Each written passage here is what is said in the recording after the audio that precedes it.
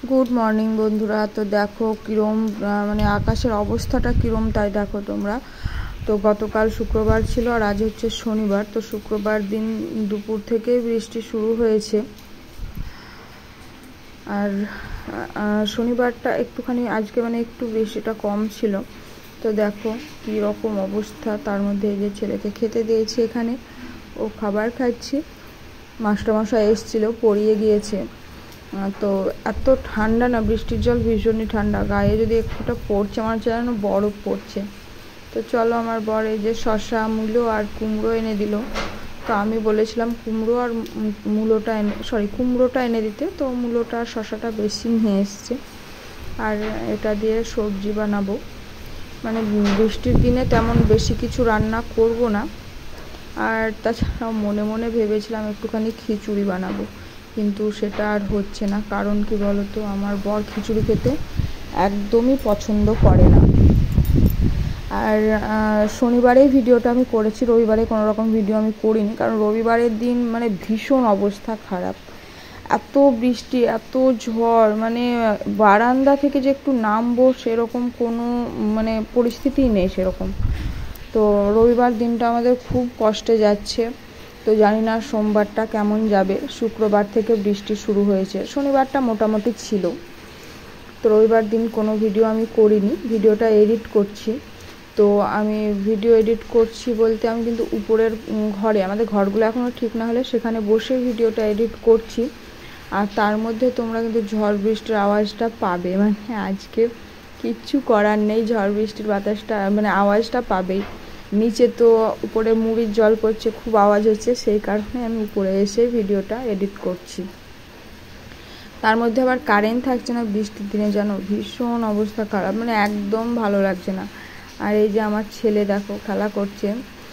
তো ও একটু টিভিতে কার্টুন দেখছে, একটু খেলছে। মানে কি বলো তো, বৃষ্টিতে না বাইরে যেতে পারছে না, এবার নামতেও দিচ্ছি না বারান্দা থেকে জলে টলে। ওর তো নামতে বেশ ভালোই লাগবে, কিন্তু অসুস্থ হয়ে পড়বে, শরীর খারাপ করবে, সেটা তো আর মানে তখন আমারই কষ্টটা বেশি হবে। ওর তো শারীরিক কষ্ট হবে, আর আমার মানসিক বলো, মনের দিক থেকে বলো, মানে যাই বলে থাকো তোমরা, বাচ্চাদের অসুস্থ হলে মায়েদের ভীষণ কষ্ট।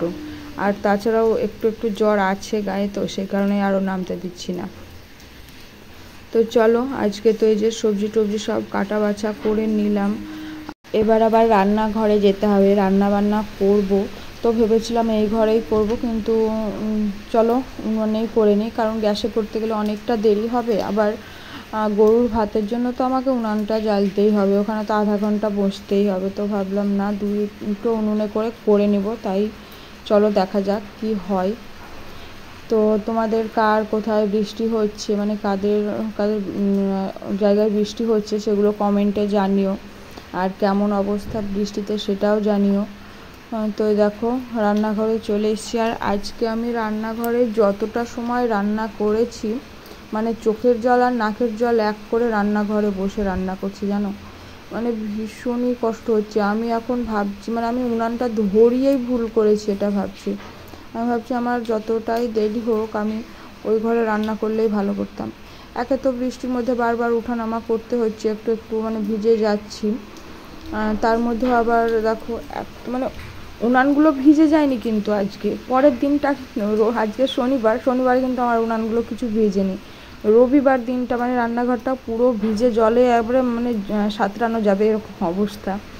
তো দেখো শনিবারে যে রান্না করছি আমি উনানে, তো বর্ষা পড়লেই না, মানে একটু বর্ষা লাগলে এমন হয়, কীরকম ধোয়া তোমরা দেখতে পাচ্ছ, মানে ফোনের ক্যামেরার মধ্যে বুঝতে পারছো তোমরা কীরকম ধোয়া লাগছে। তার মধ্যে বসে আমি রান্না করছি, মানে কী যে কষ্ট হচ্ছে না, আমি এখন খুব কষ্ট মানে ভুগছি।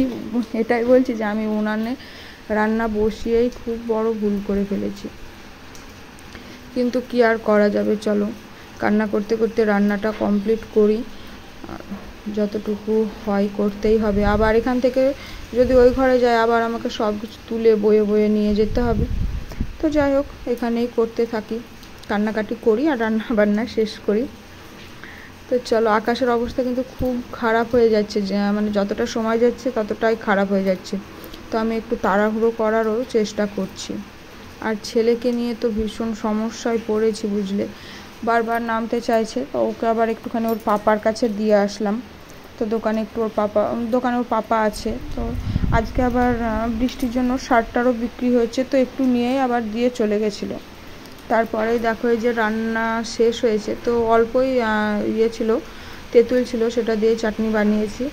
আর এই যে কলা, যেটা আমি কোনো দিনই খেতাম না, একদম খেতে পছন্দ করতাম না, মানে আমার থালায় যদি কলা পড়তো না আমার গায়ে জ্বর আসতো, এরকম একটা ব্যাপার।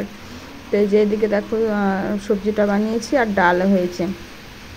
তো এখন বিয়ে হয়েছে, শ্বশুরবাড়ি এসেছি, শ্বশুরবাড়ি এসে কত কিছু খাওয়া শিখেছি দেখো, যেটা আমি কখনো নিতাম না আমার থালায়, সেটা এখন আমি রান্না করে সবাইকে খাওয়াচ্ছি। আবার নিজেও অমৃত, তাই না, নিজে রান্না করছি না, নিজের হাতে সেটাই খেয়ে নিচ্ছি। এটা ওটা খাবো না এরম আর বলি না। তো এই যে কলা, এটা আমি খাওয়া এখন শিখে গেছি।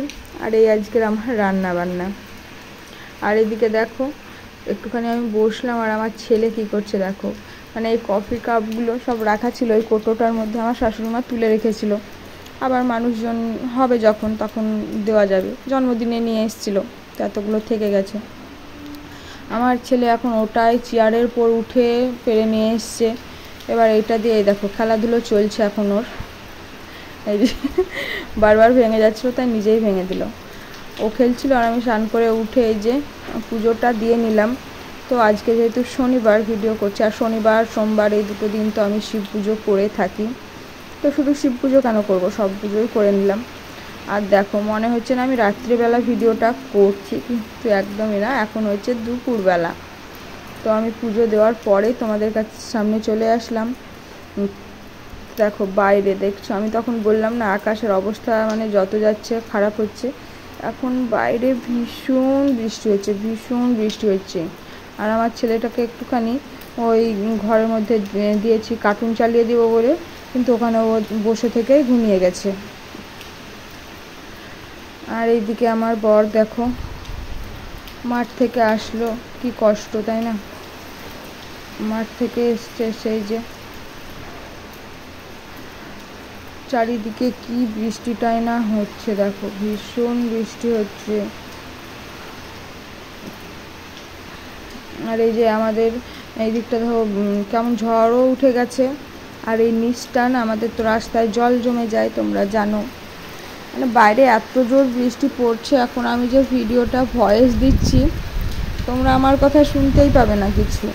বাইরের আবহাওয়া তো ভীষণ খারাপ, তোমরা যে যার নিজেদের মতো ভালো থেকো, সুস্থ থেকো, নিজেদের খেয়াল রেখো। তো আজকের মতো টাটা।